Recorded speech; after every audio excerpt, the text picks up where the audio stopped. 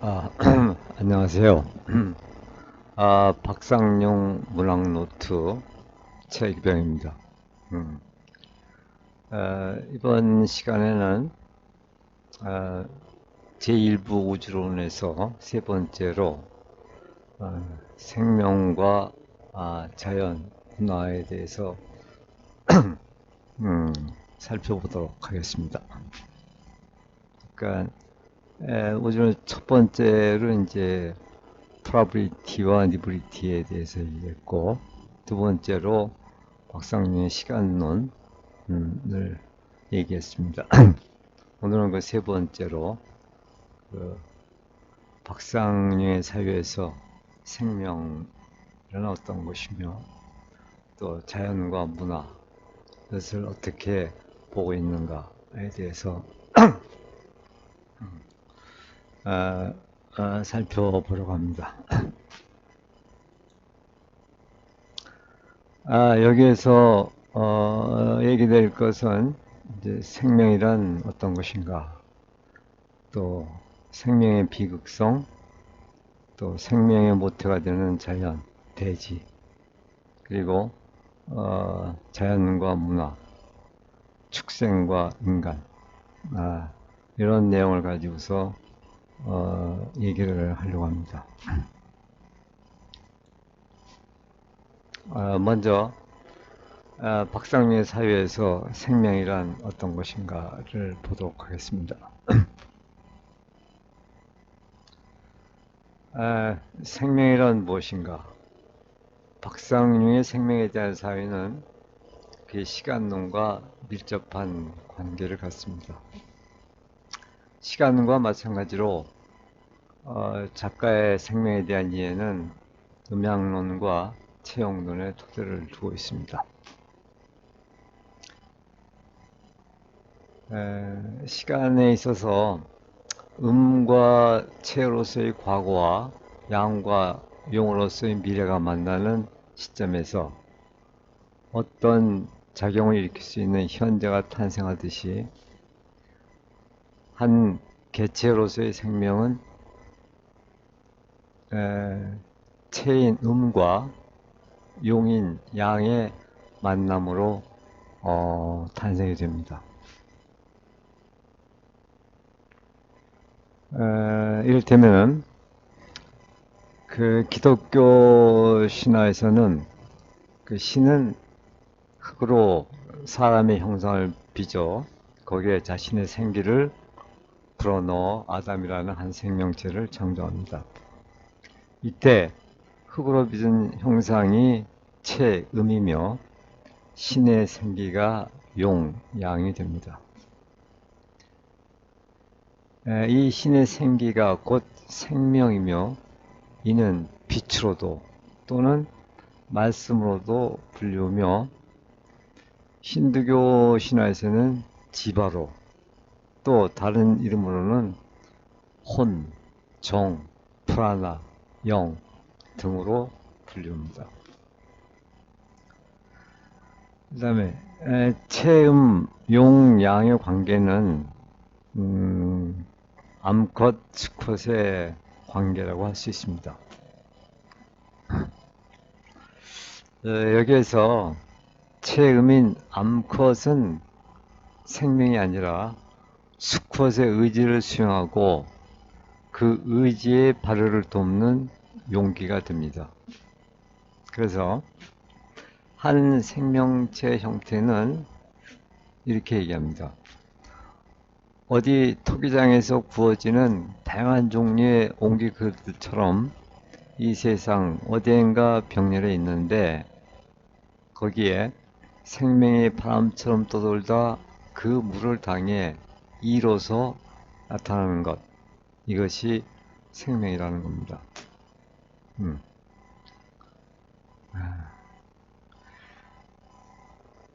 그 모든 개별적 생명체는 그것 자신의 업에 따라 운명적인 몸을 입게 되는데 한 생명이 일단 어떤 형태 속에 유형되어지면은 그 생명은 그것 자체의 근본과는 상관없이 그 형태가 갖는 특정한 운명에 처하게 됩니다.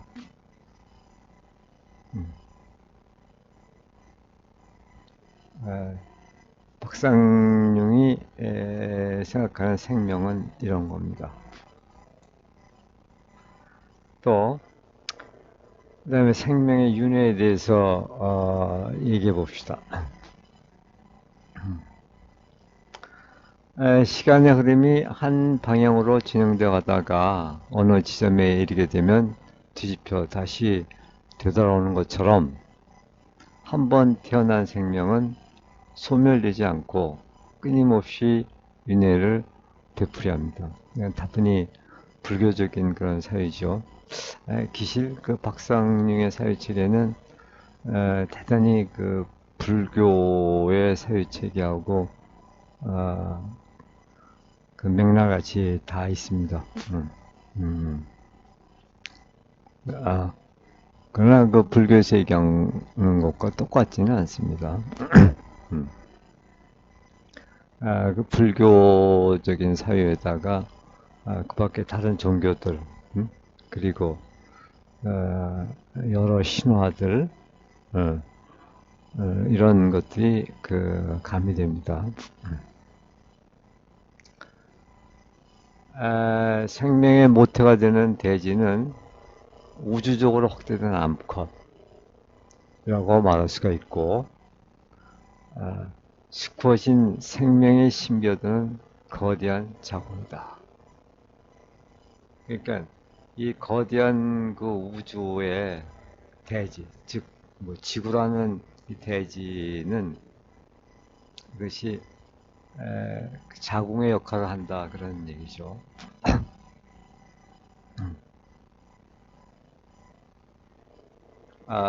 그것을 박상용은 이렇게 얘기합니다.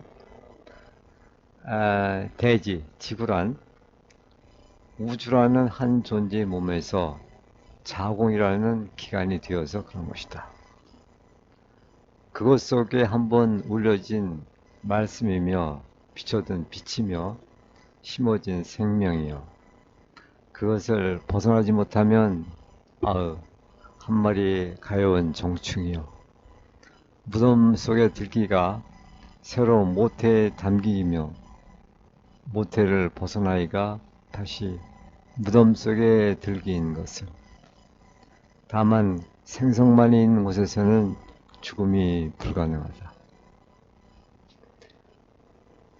새 따님이 치리하는 이 자궁은 시간으로 벽을 하고 운명으로 천정했으며 운동으로 바닥을 했다. 프라빌리티. 이것이 이제 프라빌리티의 모습이죠. 프라빌리티. 제일 처음에 우주론에서 얘기한 그 화현된 우유, 우리가 지금 살고 있는 그 화현된 우주를 프라빌리티라고 하죠.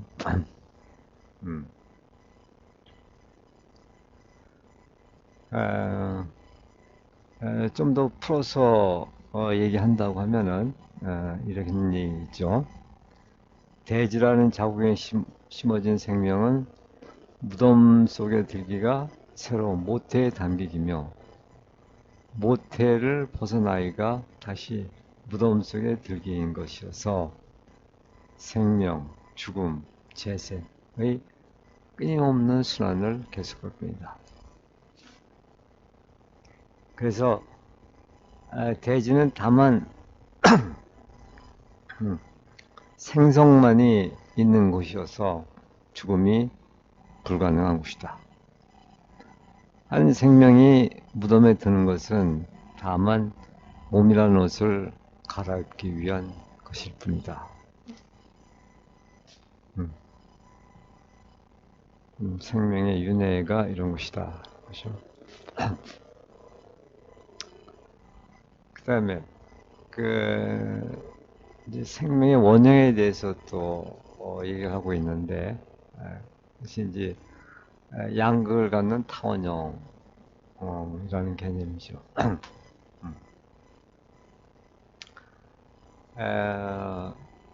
박상의 우주론 한가운데에는 양극을 갖는 타원형이 자리 잡고 있다.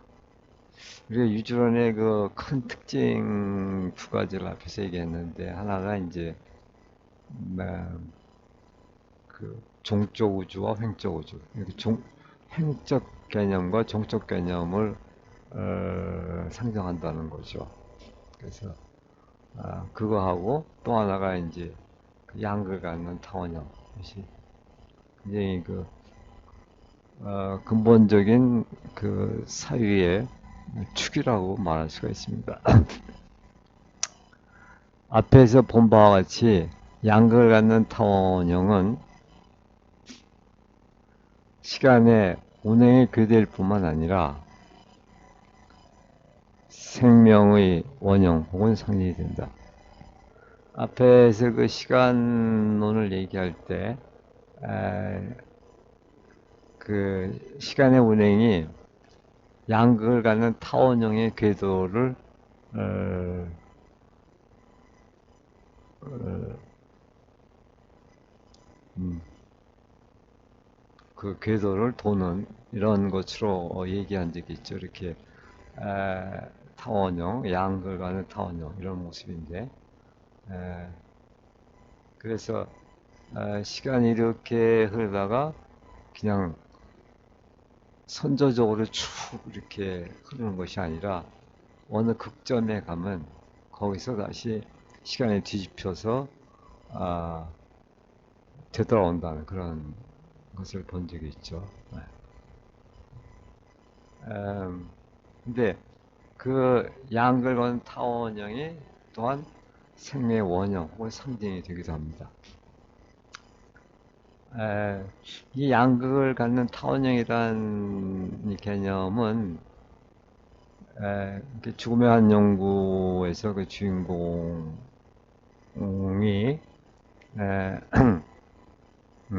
알아낸 건데, 죽음의 한 연구의 주인공은 살인에 대한 죄값으로 마른 늪에서 고기를 낚아내야 하는 형벌을 받게 됩니다. 이 형벌의 과정에서 주인공은 실제 고기를 낚는 대신 생명의 원형 탐구에 나서게 됩니다. 그래서 그는 모든 물고기들의 상사점을 추출하는 것으로 시작해서 물고기의 보편적 형태는 양극을 갖는 타원형이라는 결론을 얻게 됩니다. 그렇죠. 뭐 쉽게 공감이 되죠. 모든 물고기들의 형태가 되게 그렇죠. 네? 한 걸음 더 나아가 그는 물고기뿐만 아니라 모든 생명체의 보편적 형태는 양극을 갖는 타원형이라는 결론을 도출해냅니다. 이렇게 해서 그 양극을 갖는 타원형이 생명의 상징이 됩니다. 자, 그러면 이 양극을 갖는 타원형이라는 이 개념을 조금 더 그 상세하게 좀 들여다봅시다.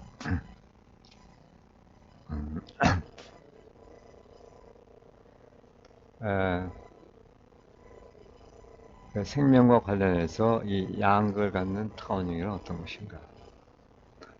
이렇게 이 파란 글씨로 된 것은 다 작품에서 인용한 원문 그대로입니다. 그래서 그냥 얼핏 읽어갖고는 잘 이해가 안 되는 부분들이 많죠. 그래서 대개는 이제 원문을 싣고 여기에 대한 그 해설 형식으로다가 좀 이걸 쉽게 풀이해서 다시 얘기하고 그랬습니다. 자, 우선 읽어봅시다. 이것은 참으로 이상스러운 원이었다. 이해할 수 없는 것은 그것이 달고 있는 두 개의 풀인데, 즉 그 양극을 말하죠. 만약에 뿔을 제하고 순수한 원만을 두고 본다면 그 원을 성격짓는 일이란 그렇게 어렵지는 않을 것이었다. 그것은 완전히 둥글어 시작이 없으니 끝이 없고 끝이 없으니 시작이 없어. 영원히 돌아오는 듯하나 영원히 머물고 있는 듯해. 선현들이 우주의 법도를 그런 눈으로 이해해 왔을 법하지만, 음, 그러나 흥기가 없으니 쇠망이 있을 수 없고, 쇠망이 없으니 작용이 또한 있을 수 없어. 그것은 허하며, 세월로 따져 말한다면 이미 흘러가 버린 과거의 시간 같은 것, 색깔로는 검은 것, 체며 그리고 멈춘 흐름, 정. 그것은 그것대로 완전 무결하지만, 그래서 이름 붙여 허원이라고나 해야 될지도 모른다. 이 순수한 원을 허원이라고 박상용은 이름 붙입니다. 한편 생명이 상징을 입을 수 있다면, 그러나 저 양극을 갖는 타원형 말고 다른 무엇이 있을 수 있을지는 나만은 모른다. 그것이라는 것은 이제 양극을 갖는 타원형이죠. 머문 듯해도 머물지 않으며, 움직이는 듯해도 움직이지 않으며, 빈 듯해도 비어있지 않으며, 채워져 있는 듯해도 채워져 있지 않으며, 산 듯해도 살고 있지 않으며, 죽은 듯해도 죽어 있지 않으며, 형태인 듯해도 형태가 아니며, 형태가 아닌 듯해도 형태이며, 성별로 이름을 붙여 줄 듯도 싶으나 성별이 없고, 그러니까 남성 여성을 말하는 거죠. 성별이 없는 듯하나 없는 것이 아니다. 가장 작은 듯해도 또 가장 큰 것이 그것처럼도 보인다. 그것은 그래서 금이나 불처럼 순수하지도 완전하지도 못한데, 만약 순수한 원이라면은 이렇게 금이나 불처럼 순수하다고 말할 수 있겠죠. 그런 탓에 그것을 진원이라고 불러야 될지도 모른다. 그러니까는 그 순수한 원을 호원이라고 하고, 이런 양극을 갖는 타원형을 진원이라고 이렇게 불렀어요. 그래야 나는 생명이란 그런 것이라고 알기 시작한다. 죽음의 바다에서 헤엄치는 한 마리의 물고기. 자, 이거 조금 더 풀어서 얘기하면은, 우선 양극을 갖는 타원형이란 양극을 갖지 않는 순수한 원과 어떻게 대비가 되는가? 먼저 후자인 순수한 원은 선현들이 우주의 법도를 그런 눈으로 이해도 해왔을 법하지만, 많이 그렇게 해왔죠. 그러나 이러한 완전히 둥근 원은 시작과 끝이 없으며, 또한 흥기가 없으니 쇠망이 있을 수 없어. 여기에서는 흐름조차도 멈춤과 다름이 없기 때문에 어떤 작용도 일어날 수 없는 형상이다. 이것은 이미 흘러가 버린 과거의 시간과도 같이 용을 잃고 채만 남은 모습이어서 텅 비어있는 우와 같이 화하다. 이처럼 양극을 갖지 않는 순수한 원은 음이며 체이며 정인 텅 빈 원이다. 그래서 작가는 이 순수한 원을 호원이라고 부릅니다. 한편 양극을 갖는 타원형은 양극을 기점으로 흥망성쇠가 나타나는 형성을 보여주고 있다. 이것은 또한 생명과 관련해서 남성과 여성의 성기 모양을 상기시키는데, 그 밖을 보기로 하면은 링가, 여기서 이제 남성의 성기를 말하죠. 링가의 형태인데, 그 안을 들여다보면은 요니, 이것은 그러니까 링가, 요니, 뭐 힌두 교에서 쓰는 그런 어, 용어죠. 예? 음, 아, 요의 형태로 나타난다. 이러한 모습이 생명과의 관련을 자연스럽게 만드는데 이것은 마치 운동으로서의 현재 시간과 같이 음과 양이 혹은 체와 용이 함께 어우러져 살아 움직이는 형상으로 파악된다. 이 양극을 갖는 타원형은 음이면서 또한 양이고 체이면서 또한 용이며 정이면서 또한 동이다. 그래서 작가는 순수한 원인 허원과 대비해서 이 순수하지도 완전하지도 못한 양극을 갖는 타원을 진원이라고 부른다. 이렇게 해서 작가는 진원인 양극을 갖는 타원형을 생명의 상징 혹은 원형으로 파악한다. 인간을 포함해서 8만 유형의 8만 형태도 어쩌면 한 원전의 개성적 개변에 불과할 것이다. 한 원전이라는 것은 물론 양극을 갖는 타원형을 말하겠죠.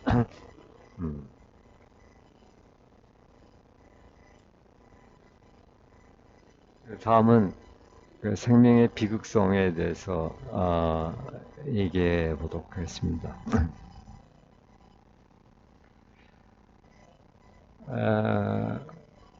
한 개체로서의 생명은 어떤 형태의 몸을 갖는다. 그렇죠?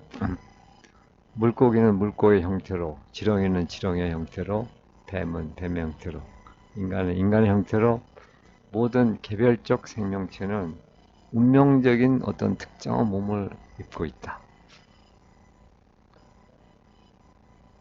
몸을 입고 있는 모든 생명은 프라브리티 우주의 먹고 먹히라는 상극적 질서 속에서 생로병사의 고해를 헤쳐나가며 살아가야 하며 윤회의 고리 속에서 죽지도 못하고 끝없는 생명, 죽음, 생명, 재생 이 순환을 반복해야 한다. 그래서 생명의 모태가 되는 대지는 살입은 생명에 대해 저지은 것이다. 라고 이렇게 얘기합니다. 기독교적으로는 생명과 함께 된 죽음이 원죄였지만 불교적으로는 생명 자체가 원죄인 듯하다. 라고 작가는 말입니다. 생명 자체가 원죄다. 그러니까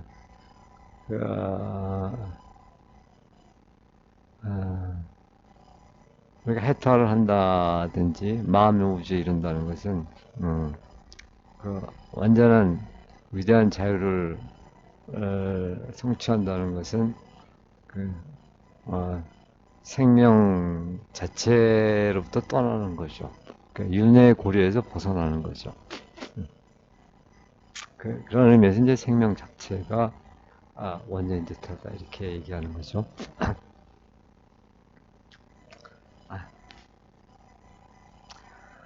이렇게 볼 때 생명은 분명 비극적인데,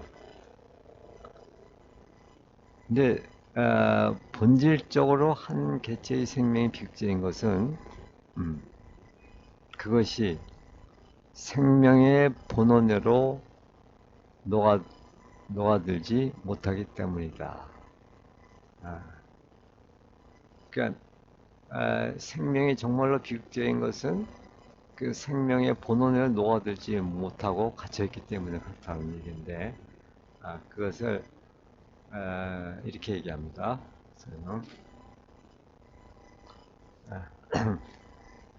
오늘 새롭게 나름의 자비심을 갖고 촛불 중에 내어다보게 된 물고기는 물이 그 벽을 허물어 주지 않아 그것의 본원으로 녹아들지를 못하고 있습니다. 우선 그냥 읽고 뒤에서 쉽게 풀이하도록 이렇게 하겠습니다. 물고기의 형태가 물고기가 아니라 물이 그것을 가둔 물벽의 형태가 그러니 물고기인 것이고 물고기 형태의 유적이 물고기인 것이다. 물고기는 어떻게 되어 그런 유형을 당했는지, 생명이란 어찌하여 시작되었다는 것. 그것은 모두 그것들은 그 본원의 환원을 성취하지 못하는 한 고해 가운데 저주받은 물이며 물속에 섬으로서의 물의 운명을 벗지는 못할 것이다. 그 고통을 어떻게 헤아리랴. 그 고통. 자, 이걸 좀 더 풀어서 얘기해 봅시다.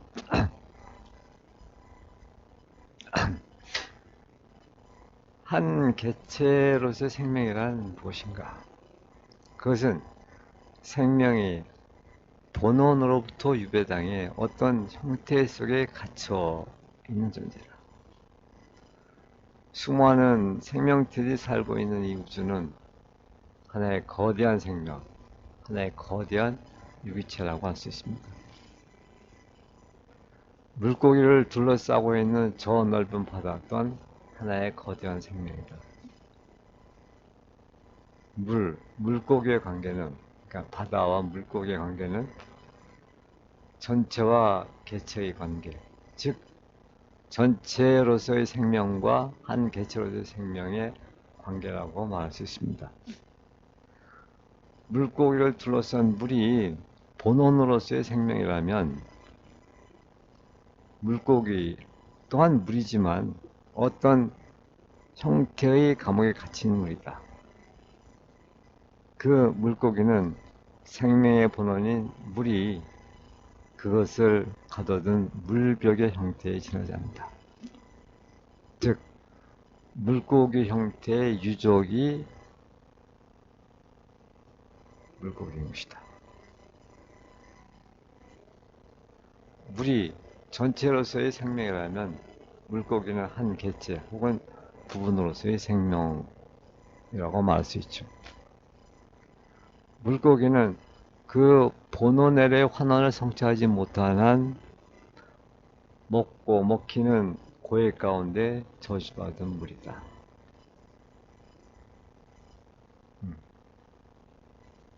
그러니까 본원으로의 환원. 그러니까 이 바다는 거대한 그 생명에 환원되지 못하고 그 물벽에 갇혀 있는 한 고해받은 가운데 저주받은 물이 되는 것이고, 모든 생명체는 그것이 업에 의해 어떤 형태의 감옥에 갇히게 된다. 이런 점에서 형태는 존재의 감옥이다. 한 생명체의 형태, 즉 몸은 그것 자신의 업이다. 저 물고기가 자신의 물벽을 허물고 본원의 환원을 성취하여 자유를 얻게 되는 것이 곧 해탈의 의미일 것이다. 그런데 생명이 몸을 입고 있다는 것은 이렇게 저주이긴 하지만 또한 그것은 크나큰 은총이 아닐 수 없다. 왜냐하면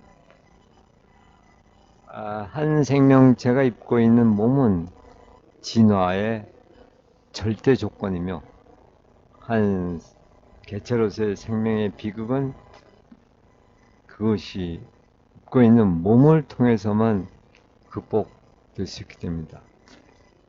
앞에서도 좀 언급했지만 우리가 어떤 생명의 그 종적인 진화 과정, 몸의 우주에서 말씀의 우주 그리고 마음의 우주로 이렇게 진화하는 과정에서 몸이 없으면 진화가 불가능하기 때문에, 그래서 몸은 진화의 절대 조건이 되기 때문에 이런 몸을 입고 있다는 것은 그 고해를 헤쳐나가는 그런 고통 속에 처하는 것이기 때문에 저주이지만 또 그것은 그 진화를 가능케 해주는 것이기 때문에 은총이 아닐 수가 없다는 그런 얘기죠.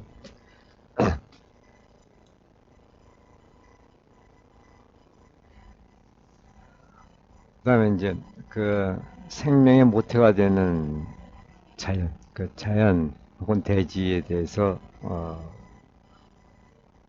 살펴보도록 하죠.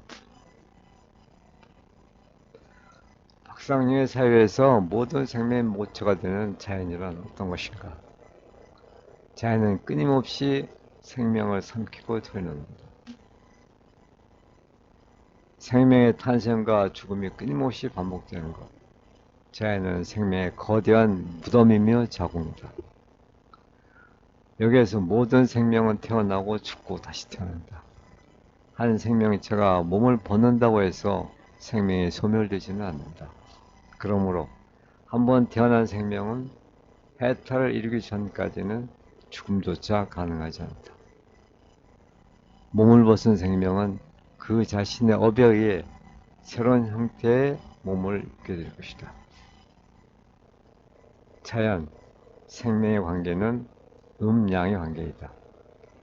음인 대지와 양인 생명의 관계에서 끊임없이 새로운 생명체가 태어난다. 자연은 모든 생명의 어머니, 모태. 그것을 어마님은 저승과 함께 이렇게 표현했습니다. 네. 아, 이게 또, 아, 작품 인용에는 이렇게 되어 있습니다. 어마님은 저승암캐. 이게 이제 대지, 예, 자연 말하는 거죠. 그 뒷뜰이는 황천에 잠가놓고 제 자식의 창자를 빨대로 이승을 빨아 자기의 자궁에 기름을 쌓는 자식놈의 암컷. 자식께 배고픔을 뱃속에 배부르게 쳐 넣어놓고 그 몸부림을 통해 저만 덕지덕지 기름을 얻는 암컷. 그 자식은 그렇게 하여 그 어미년의 자급자족의 정보를 위해 끝없는 순교만을 감행해야 하는 운명인 것을.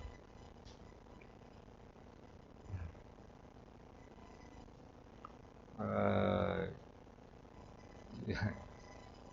요, 요 글자 좀 희한하죠. 예, 이제 뒤에 문체에서 이게 되겠지만, 이것도 하나의 종교름이에요. 어? 겉을 하는 것과 조금 다르죠. 겉을 하고 비읍을 해갖고 어떤 종교의 느낌을 주죠. 어쨌든 딴 얘기고. 아, 좀 풀어서 얘기해 봅시다.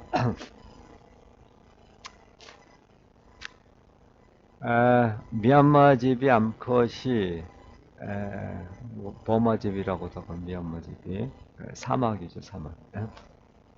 그것이 교미 절정에서 수컷을 씹어삼켜 그것을 양분으로 하여 새로운 생명을 탄생시키듯이 자연, 대지라는 이 거대한 저승 암컷은 끊임없이 이승의 생명들을 삼켜 그것을 자궁에 쌓아놓은 후 다시 새로운 생명을 어, 탄생시킨다.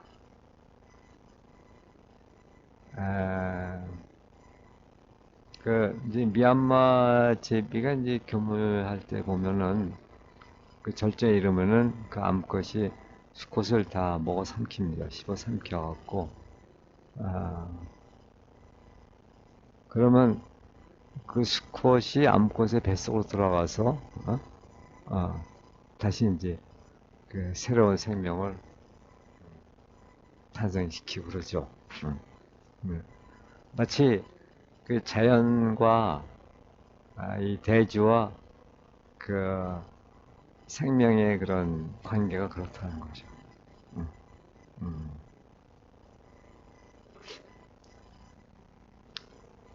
먹이 사슬의 자연도 속에서 모든 생명체는 다른 생명체를 섭취함으로써만 살아갈 수 있다. 한 생명체는 끊임없이 배고픔에 시달리며 다른 생명체를 먹어야 하고, 그리고는 끊임없이 새로운 생명체를 탄생시킨다. 축생도로 대표되는 이 자연도는 낡은 썩기를 축으로 해서 음, 살고 죽는 거죠. 사력과 생식력이라는 본능에 의해 운영되는 부유의 도이다.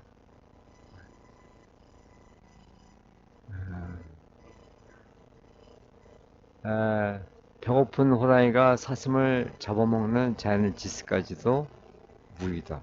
아주 그 자연에는 자연스러운 일이라는 거죠. 이 무의가 교란되지만 않는다면 천지는 무궁할 것이다.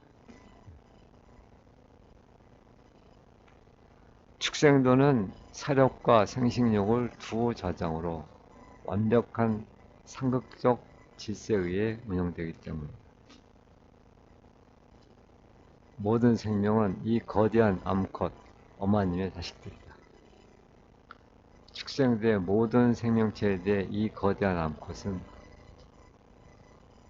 생명을 자급자족하는 강력한 신이다. 그 자신은 그렇게 하여 그 어미년의 자급자족의 종교를 위해 끝없는 순교만을 감행해야 하는 운명에 처해 있다. 이렇게 자급자족하며 운영되는 저 자연은 모든 생명에 대해 가장 강력한 종교이다. 자연은 아직도 아메바부터 코끼리까지의 종교, 그래서 아메바로부터 코끼리까지의 종교, 여기 인간은 빠졌죠. 인간이라는 유정은 빠져 있는데, 종교이며, 다시 말해, 일관유정, 에켄드리아로부터 사관유정, 카트린드리아의 사원이다. 이 우선 말이 좀 생소할 텐데, 요 일관유정, 사관유정 하는 것은 그 에켄드리아, 차트린드리아 이 말은 여기 밑에 좀 설명이 되어 있는데, 자이나교에서 경전에 나오는 말입니다. 뭐 이러고 보면 자이나교 경전에는 진화 단계에 있는 유정에 구비하는 감각기관의 수에 따라 유정을 구분하고 있다. 유정이란 말은 모든 생명체를 유정이라고 이렇게 부릅니다. 정을 갖고 있는 거다. 생명을 갖고 있는 존재. 하나의 감각기관을 구비한 유정을 에켄드리아, 둘을 드빈드리아, 셋을 트린드리아, 넷을 까트린드리아, 그리고 다섯을 구비한 유정을 판켄드리아라고 이렇게 부릅니다. 그래서 아메바는 아마도 그 에켄드리아, 라고 했고, 그 다음에 이제 축생도에서 그 코끼리, 이런, 이것을 아마, 카트린드리아, 뭐, 카트린이라고 하고 또 차트린이라고도 하고 그렇게 합니다. 그 다음에 이제 다섯 개의 감각경을 구별한 유정은 인간밖에 없어요. 그래서 그걸 판켄드리아라고 하는데, 판켄드리아는 인간이라는 유정을 말하는 거야. 그 다섯 개 감각기관은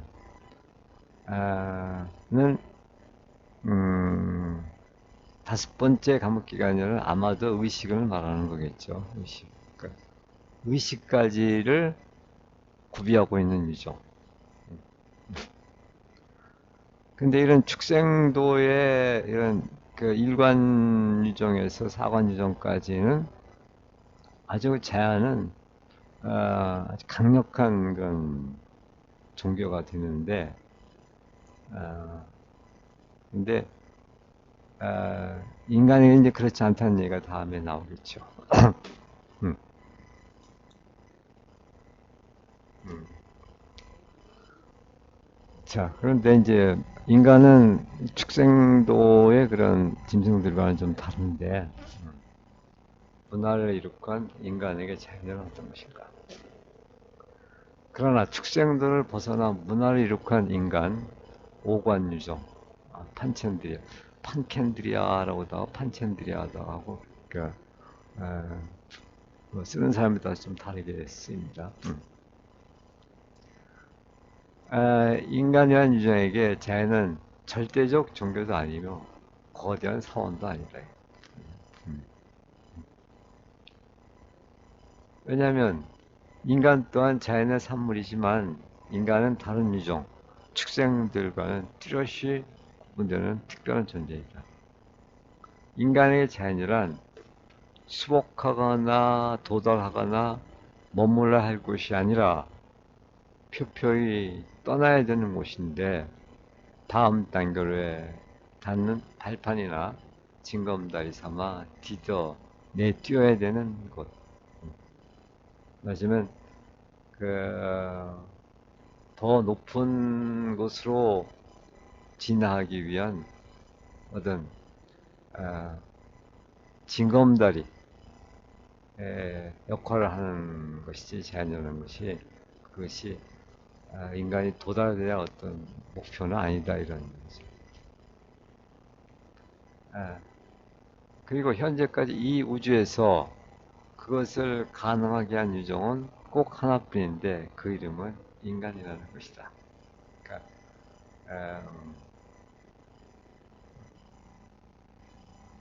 그러니까 인간만이 어떤 종족 진화를 어, 감행할 수 있는 그런 유일한 존재라는 것이죠. 음, 음. 그러니까 이러한 점에서 박상용의 자연과는 무의자연을 내세우는 도가 입장과 뚜렷한 차이를 드러낸다. 음. 그리고 이제 작가는 이렇게 얘기합니다. 무의자연으로 회귀는 인간에게 다시 축생, 자연의 상태로 역진화하는 것일 뿐이다.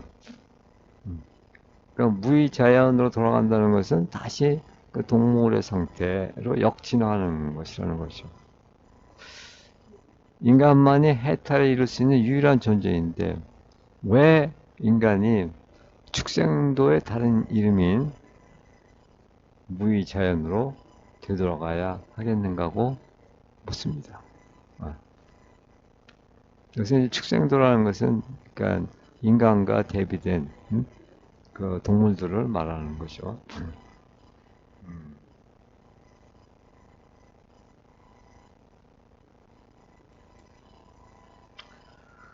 자, 이렇게 해서 그 박상용의 우주론 중에서 그 생명과 자연, 문화에 대해서 생명이란 어떤 것이며 생명의 비극성은 무엇이고 생명의 모태가 되는 자연은 어떤 것인가? 뭐 자연과 문화, 축생과 인간의 대비 이런 얘기들을 나눠봤습니다. 이것으로 오늘 강의는 마치고 다음에는 그 신에 대해서 그러니까 박상현이 이게 생각하는 그 신, 그러니까 인간과 신의 관계 이런 거에 대해서 얘기하도록 하겠습니다. 함께 해주셔서 대단히 고맙습니다.